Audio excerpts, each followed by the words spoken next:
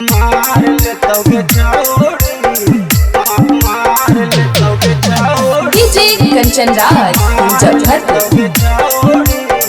जादू जी के बेटवा मार लेतोगे अंशु रिकॉर्डिंग स्टूडियो मोहली चौक। आगे मार लेतोगे छोड़ी, मार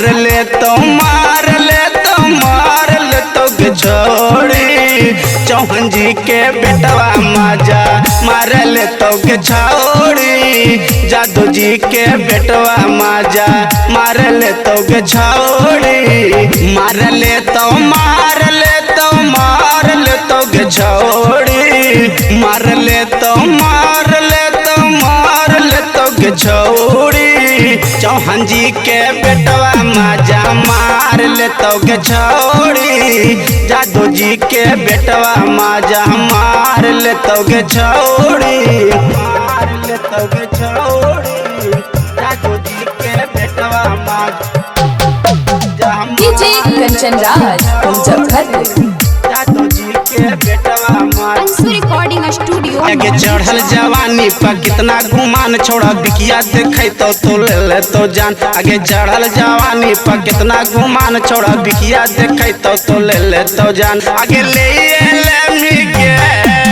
चढ़ल जवानी पर कितना गुमान छोड़ा बिकिया देखे तो ले ले तो जान। आगे चढ़ल जवानी पर कितना गुमान छोड़ा बिकिया देखे तो ले ले तो जान। आगे पाँव के पायलिया होठा के ललिया देतोगे छोड़ी, पाँव के पायलिया होठा के ललिया देतोगे छोड़ी।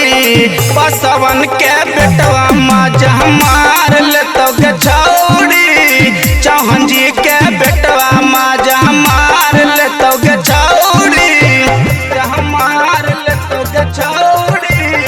चौहान जी के बेटवा माजा डीजे कंचन राज मुजफ्फरपुर।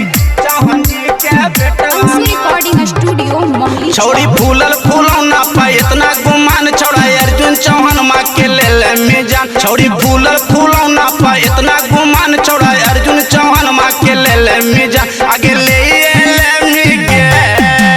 फूलल सामान पर इतना गुमान छोड़ी अर्जुन चौहान माँ के ले मिजान। आगे फूलल सामान पर इतना गुमान छोड़ी अर्जुन चौहान माँ के ले मिजान। सोना के सिकरिया गल के हरवा देतोगे छोड़ी, सोना के सिकरिया गल के हरवा देतोगे छोड़ी।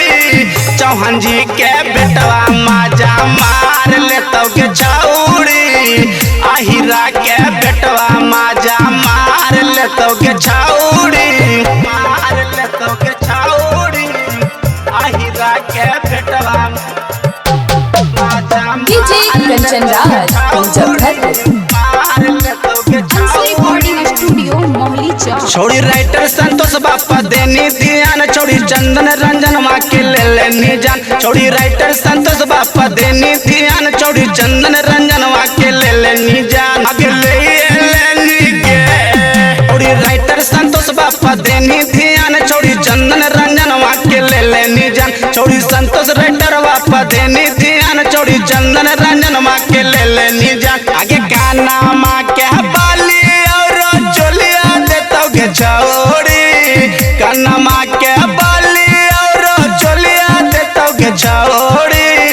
जादू जी के बेटवा माजा मार लेतोगे छोड़ी, चौहान जी के बेटवा माजा मार लेतोगे छोड़ी। आगे मार लेतोगे छोड़ी, मार लेतोगे छोड़ी। चौहान जी के बेटवा माजा मार लेतोगे छोड़ी, जादू जी के बेटवा माजा मार लेतोगे छोड़ी। मार लेतोगे छोड़ी,